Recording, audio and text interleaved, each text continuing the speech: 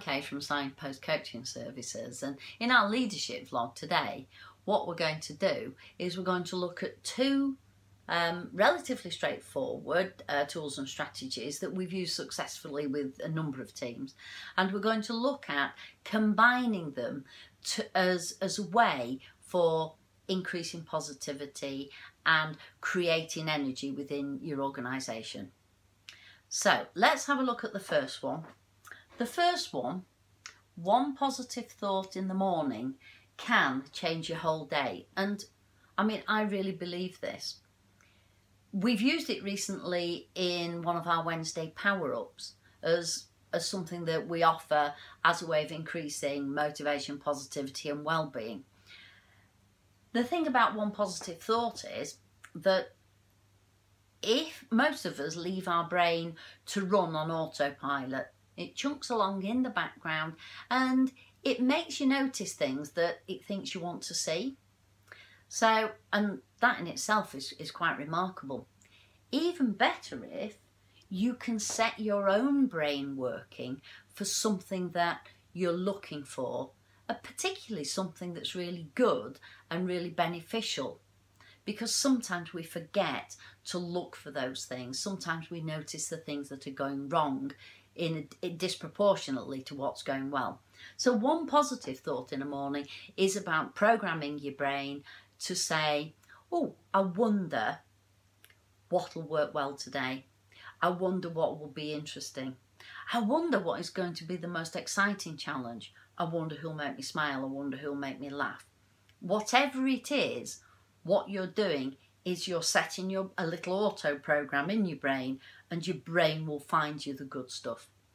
And as I say, sometimes we focus on the stuff that's less positive. So anything that we can do that helps us focus on the more positive stuff in our day-to-day working lives actually helps us. It helps us to feel more fulfilled, it helps us to feel more positive and effective, and it reduces our workload in effect, because if we're feeling motivated, positive and fulfilled, we tend to be able to work better and more successfully. So hold that as a thought, programming your brain. The second thing I want to introduce you to is our mood arrow. And again, we do use this with lots of leadership teams. And the mood arrow is really about disposition. And I'm sure you will have heard of some of these terms. At the top here, you've got your naturally positive, optimistic people. There are not shed loads of these people around, but you will have some within your organisation. These are people that are sometimes referred to as radiators. They give off positivity. Or 2%ers, that small number of people who can, just by their very being, lift your spirits and make you feel better. At the other end of the scale, you have people who you might have heard referred to as drains or mood hoovers. And they are the people that can suck the light and the heat and the energy out of a meeting, out of a team, out of a whole organisation. And you'll have some of these, and I'm hoping that you'll only have a few of those. What is really important is that you have a think who your 2%ers are, who your radiators are, and you also identify your mood hoovers, because you can actually increase their effectiveness and do things to limit the impact that they have on other people. Those are a very, very small proportion of your organisation.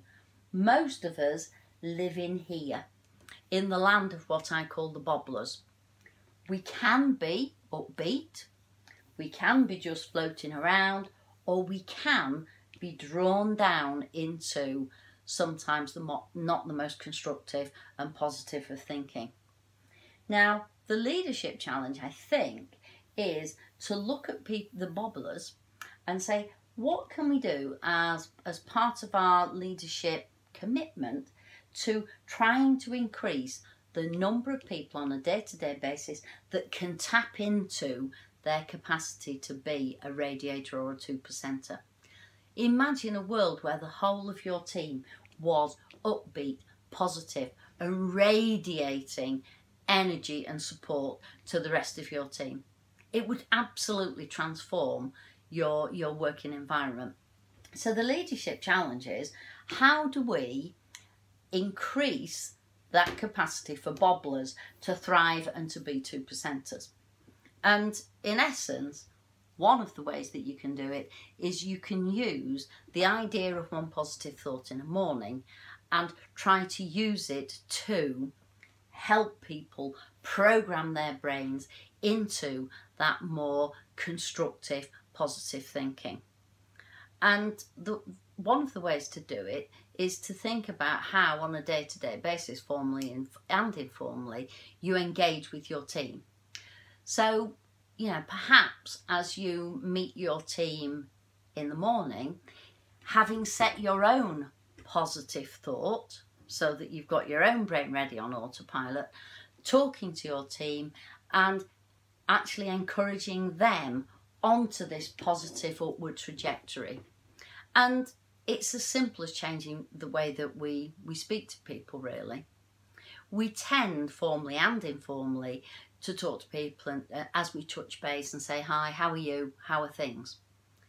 That leaves the landscape open to be positive, negative, or whatever. And sometimes people don't really know, so they cast about and think, oh, I'm not so sure. It's all right, it's not so bad. However, if you change your vocabulary, and if you say, for example, what's going really well for you? What are you enjoying particularly at the moment? What are the challenges that are really pushing you forward? Who in your team is shining? By just changing our vocabulary, what you're doing is you're helping people whose natural position is to bobble, you're helping them to bobble that way slowly. Imagine as a single leader if you were to do that. As you go about your work tomorrow or even today, and as you go about your work today, talking to people and saying what's going well for you. And as you pass through your organisation and your team, what you're doing is you're just flipping people's brains to look for what's going well. It doesn't mean to say that other stuff won't happen, because the reality of it is that it will. But what you're doing is you're helping people to find the good stuff as well. Even better if you have a group of people who are leading in your organisation and they're all doing the same thing. They're all helping people to look for stuff that is interesting, positive, worthwhile, successful, and things that can help people to drift upwards. So, as a leadership strategy, a simple suggestion: we know that we have people of dispositions and we know we have bobblers. Let's look at how to increase bobblers.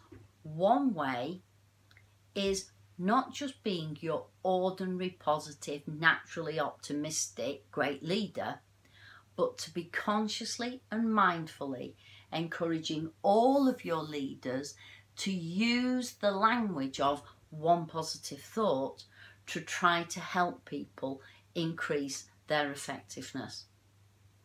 I hope you give it a go. We found that it works, but as I say, I hope you give it a go, and I hope it works for you and for your team, because it costs very little just to reframe the way that we talk. The benefits in terms of reducing stress and increasing a sense of well-being in the workplace is absolutely priceless. So I hope you have a go and I hope you enjoy it.